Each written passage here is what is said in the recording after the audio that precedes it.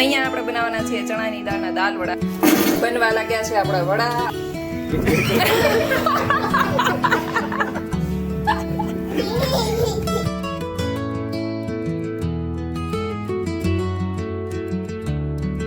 Hello friends, very good morning, જય Shri Krishna and જય Swaminarayan. Welcome back to my channel. અત્યારે ગરમી એટલી પડવા લાગી છે ને કે આપણે થોડી વાર હજુ તો પૂજા કરીને હું બહાર આવીને ત્યાં પરસેવો થઈ ગયો હતો. કોકને એમ થાય કે નાયા નો નાયા જેવું થઈ જાય એટલે ગરમી એટલી થાય.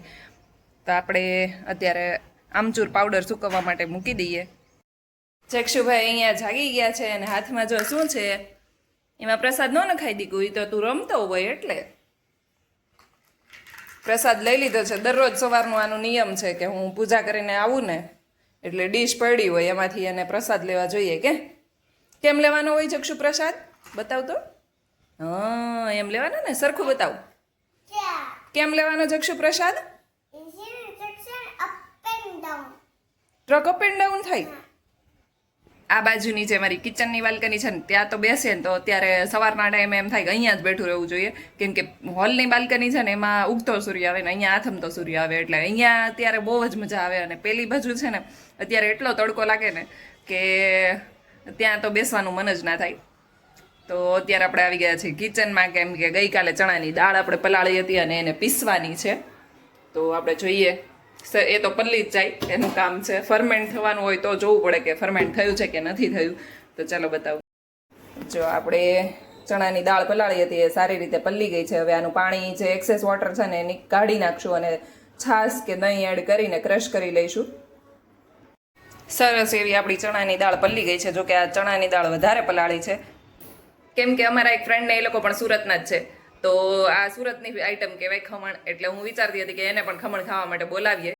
ચાલો તો ભગવાનને બનાના જ્યુસ તરી લઈએ.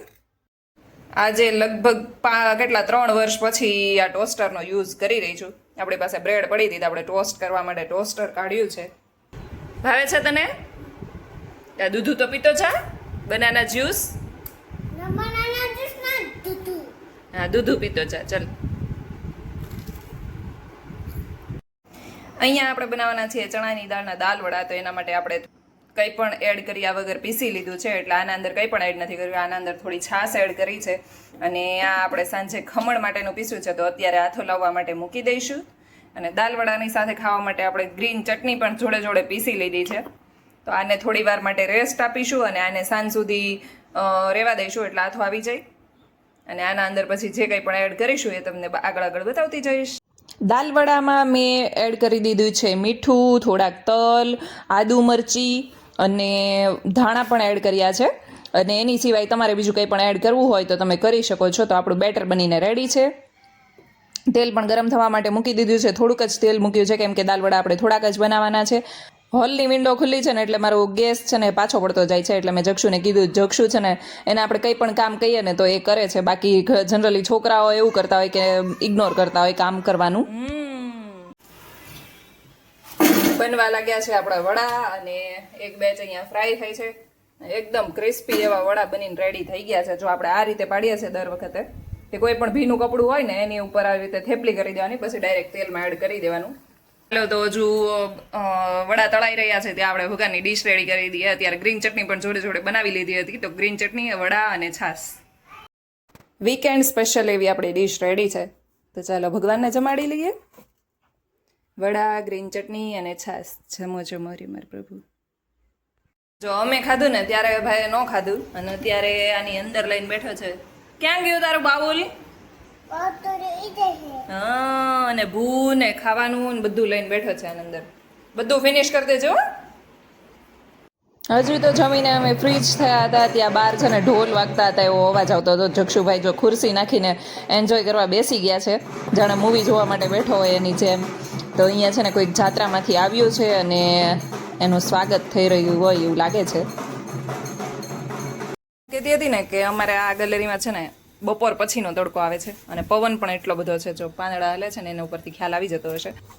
અને અહીંયા નીચે છે ને આપણે ખમણને આથો લાવવા માટે મૂકી દીધું છે. તડકામાં રાખીએ ને તો જલ્દી આથો આવી જાય. ઘણા લોકો છે ને કેરી હોય ને એને આપણે બટેકાની સ્લાઇસ કઈ રીતે કરીએ એ રીતે કરીને પછી સૂકવે છે.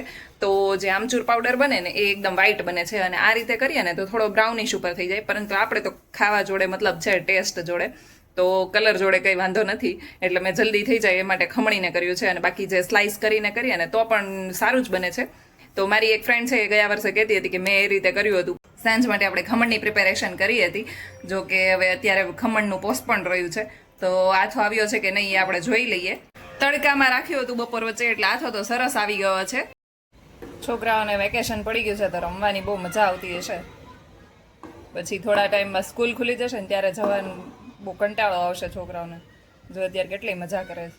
અત્યારે જઈ રહ્યા છીએ બહાર ડિનર કરવા માટે. હવે જોઈએ કઈ જગ્યાએ જઈએ છીએ. જે લોકો વડોદરાના છે એને તો ખબર જ હશે. જો આ છે ને રાત્રિ બજાર છે, અને અહીંયા બધું જ સ્ટ્રીટ ફૂડ મળે છે. બહુ બધી શોપ્સ હોય અને ત્યાં તમારે જે ખાવું એ મળી જાય. અને અમે લોકો આવી ગયા છે ડિનર કરવા માટે સિટી સાઉથ કોર્નરમાં.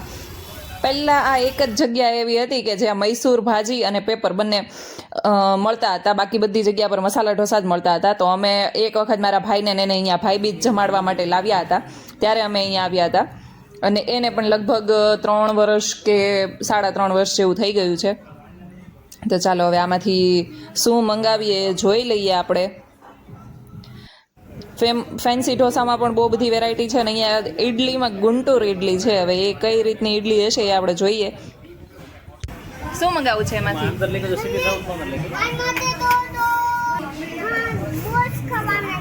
કયા બોલ્સ? બોલ્સ શું મંગાવવાનું છે સૌ? મંચુરિયન ઢોસા. મંચુરિયન ઢોસા નથી મંગાવવા. South mix. નહીં એ નહીં, આપણે ઇટાલિયન ને સાઉથ મિક્સ આવશે ને તો ચાલશે. આ મગાવે પનીર ચટપટા. પનીર ચટપટા, પાલક પનીર સ્પેશિયલ. પાલક પનીર એ નેચરલ.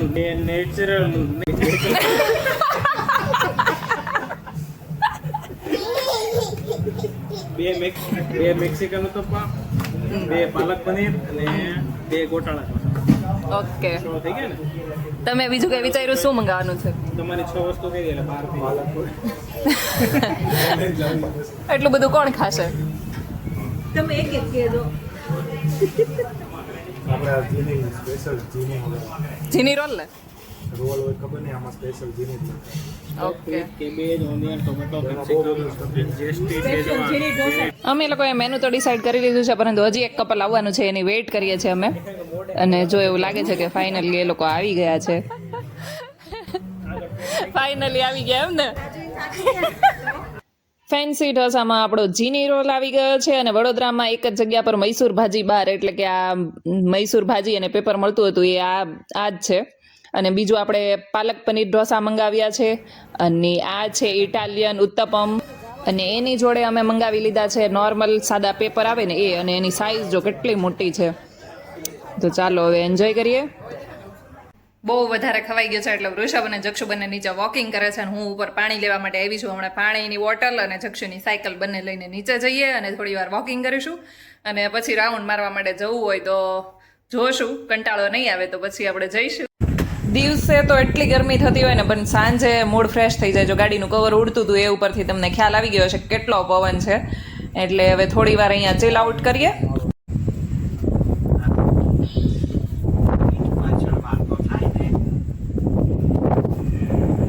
આજ માટે બસ આટલું જ. કાલે મળીએ ફરી એક નવા વ્લોગની સાથે. ત્યાં સુધી ગુડ નાઇટ, જય શ્રી કૃષ્ણ એન્ડ જય સ્વામિનારાયણ. મારી ચેનલ ઉપર નવા હોય તો સબસ્ક્રાઇબ કરવાનું ભૂલતા નહીં. Thank you for watching. By.